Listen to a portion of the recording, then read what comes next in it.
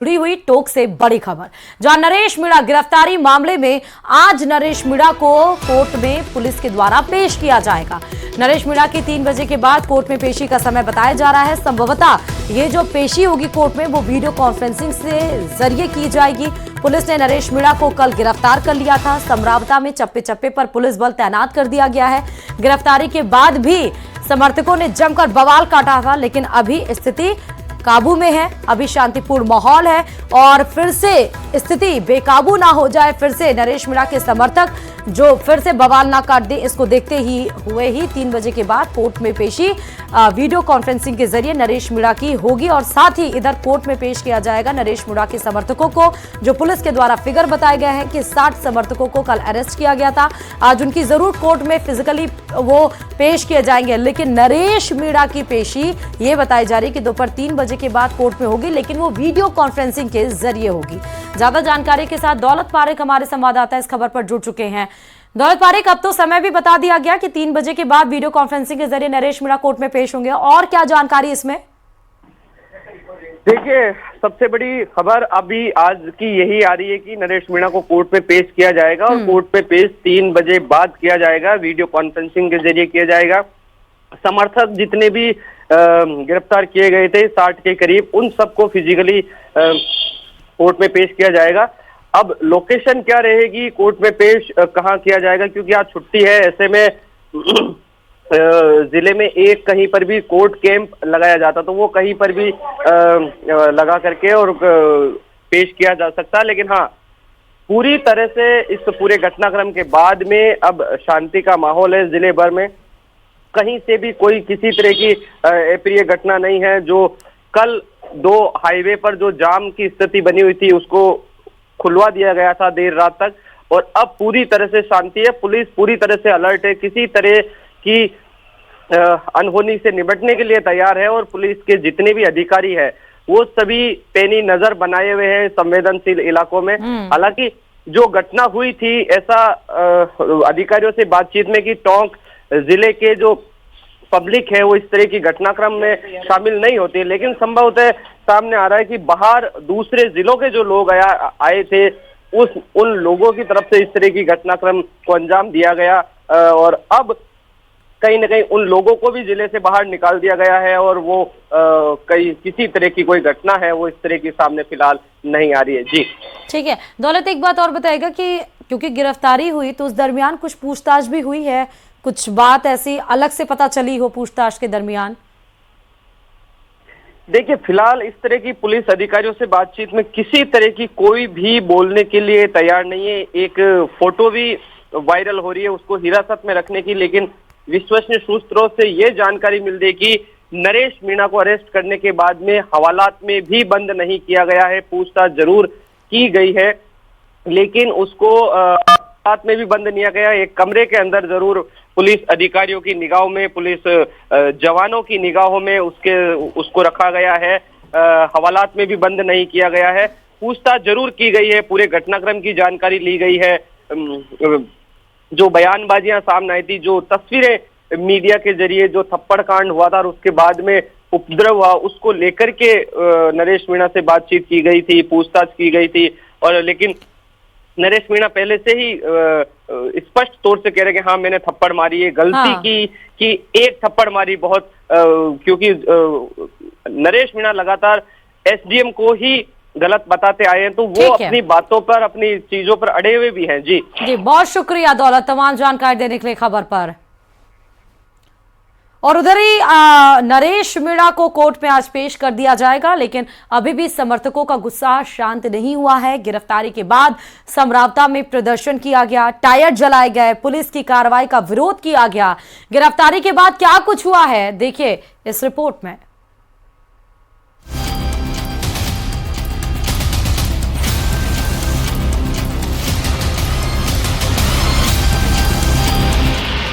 हंगामे और बवाल के बाद थप्पड़बाज गिरफ्तार।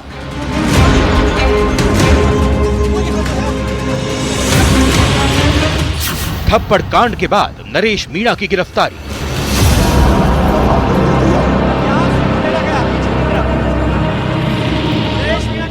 समरावता गांव में समर्थकों ने काटा बवाल।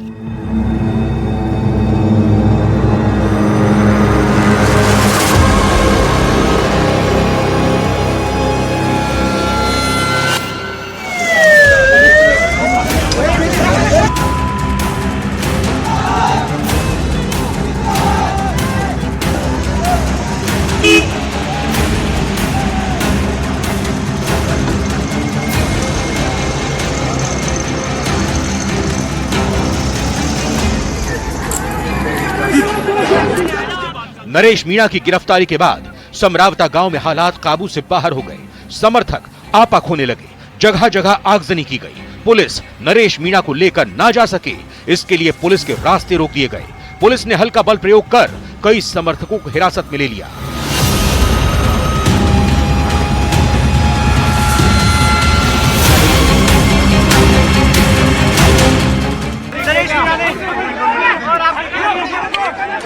नरेश मीणा को अरेस्ट कर लिया गया। अब वज्रवान में बैठा लिया गया। पुलिस यहां से लेकर जा रही है। फोर्स डिप्लॉयड है। गांव को लगभग आधा खाली करा लिया था और चारों तरफ से फोर्स तैनात है। और यहाँ इस वक्त नरेश मीणा को अरेस्ट कर लिया गया। वो नरेश मीणा जिसने एसडीएम अमित चौधरी को थप्पड़ मारी थी और नरेश मीणा ने कुछ देर पहले न्यूज 18 इंडिया से कहा था उस थप्पड़ को भी जायज ठहराने की कोशिश कर रहे थे। नरेश मीणा कल धरने पर बैठे थे और यही समरावता गांव है जिसने वोटिंग का बहिष्कार किया था। समरावता गांव की समस्या ये है कि इनको ये दूसरी तहसील में रहना चाहते हैं।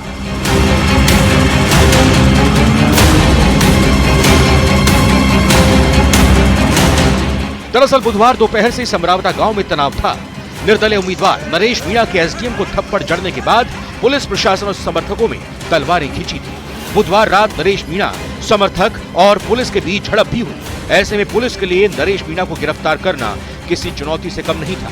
पुलिस ने बुधवार रात भी नरेश मीणा को हिरासत में लिया था, लेकिन समर्थकों के हंगामे के बीच वो फरार हो गए।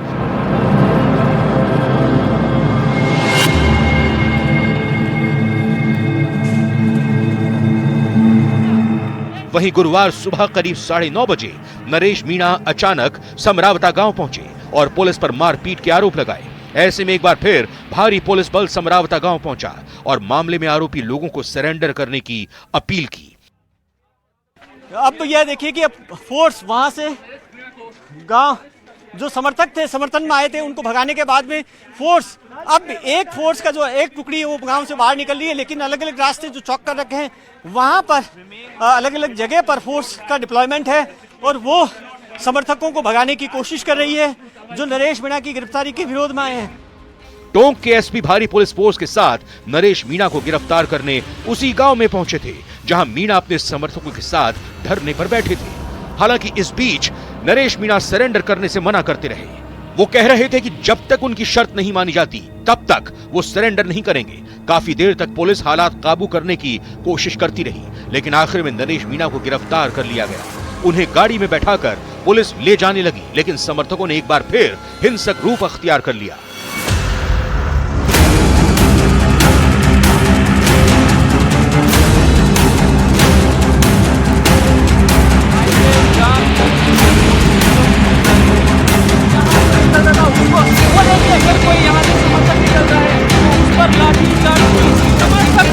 हाईवे पर आने की कोशिश कर रहे हैं, उनको पुलिस खदेड़ने की कोशिश कर रही है। उनको यहाँ से अलग ही वो कौन है क्या है ये। बहरहाल एसडीएम थप्पड़ कांड के बाद हंगामा भरपूर है। अब देखने वाली बात यह होगी कि हंगामे का असर राजनीति में किस तरह से देखने को मिलता है। टोंक से दौलत पारीक की रिपोर्ट।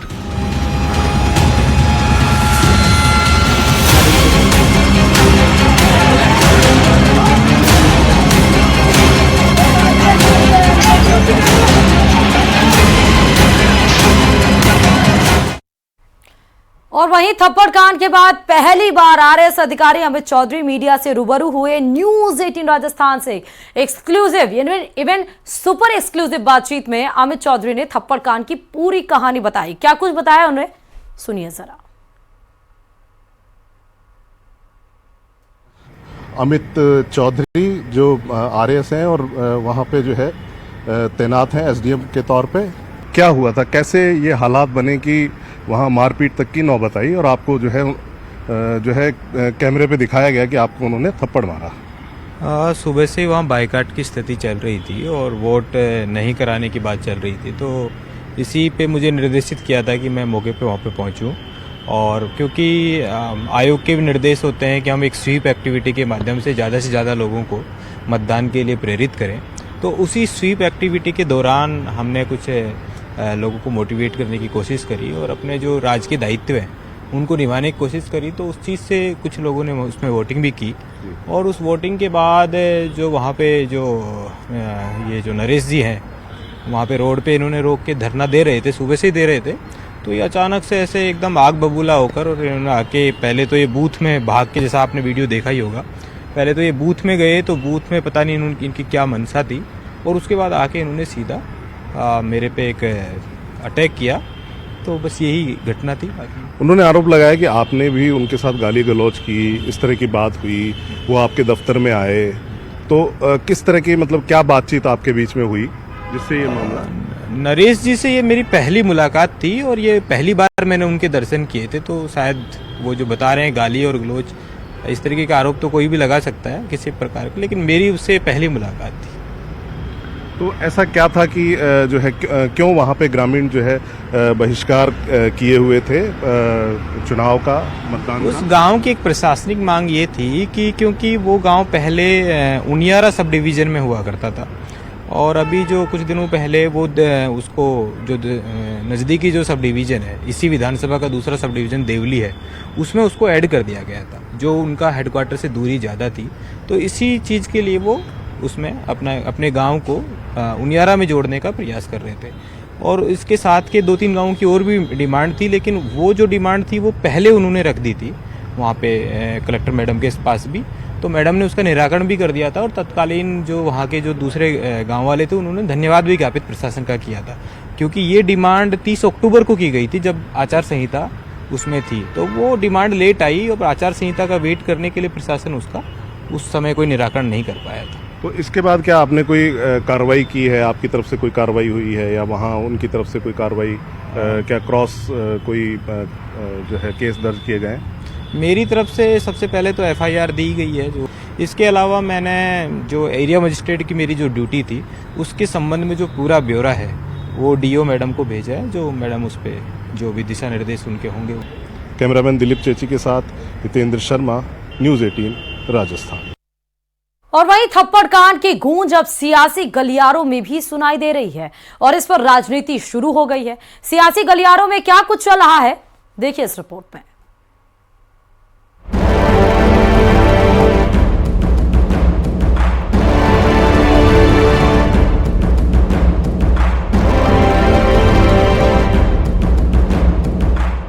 थप्पड़ कांड पर सियासत में उबाल। थप्पड़ लगाए कोई व्यक्ति, ये स्थिति बनी क्यों? कांग्रेस ने प्रदेश सरकार पर उठाए सवाल। सरकार जो है पूरे मामले को संभाल नहीं पा रही है, उनकी कानून व्यवस्था सही नहीं है। अगर हम संविधान को कमजोर करेंगे तो इस प्रकार की घटनाओं पर मैं समझता हूँ हम रोक नहीं लगा पाएंगे। सरकार ने आरोपों को किया दरकिनार। ऐसी कोई भी घटना स्वीकार्य नहीं है। दोषियों पर होगा करारा प्रहार। गड़बड़ी करने वाला कोई भी व्यक्ति हो, अपराध करने वाला कोई भी व्यक्ति हो, उसको तुरंत गिरफ्तार करके कड़ी से कड़ी कार्रवाई करें। बुधवार को निर्दलीय प्रत्याशी नरेश मीणा ने पोलिंग बूथ पर SDM अमित चौधरी को थप्पड़ क्या जड़ दिया, सूबे का सियासी पारा चढ़ गया। प्रदेश के पूर्व मुख्यमंत्री अशोक गहलोत ने भजनलाल सरकार के इकबाल पर सवाल उठा दिए। जो कल की घटना बड़ी दुर्भाग्यपूर्ण घटना है। अब कल की घटना के बाद में आप बताइए, सरकार का इकबाल बचा है क्या?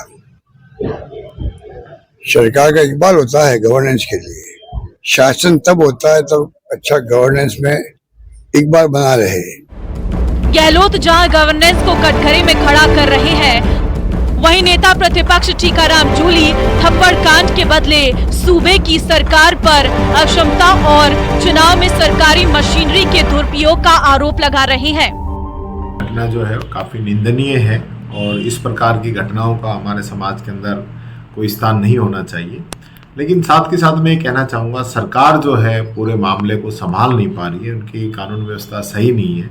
और जिस प्रकार का इनका काम रहा है, कई जगह पे खुद हमने, जैसे अलवर की हम बात करें तो हमने खुद चुनाव आयोग को शिकायत दी, वहाँ प्रेस कॉन्फ्रेंस हमने की कि किस प्रकार से जो पुलिस है वो पार्टी बन के बीजेपी के कार्यकर्ता के रूप में काम कर रही थी। तो इस प्रकार की जो चीज़ें हैं, ये अगर हम संविधान को कमजोर करेंगे तो इस प्रकार की घटनाओं पर मैं समझता हूँ हम रोक नहीं लगा पाएंगे।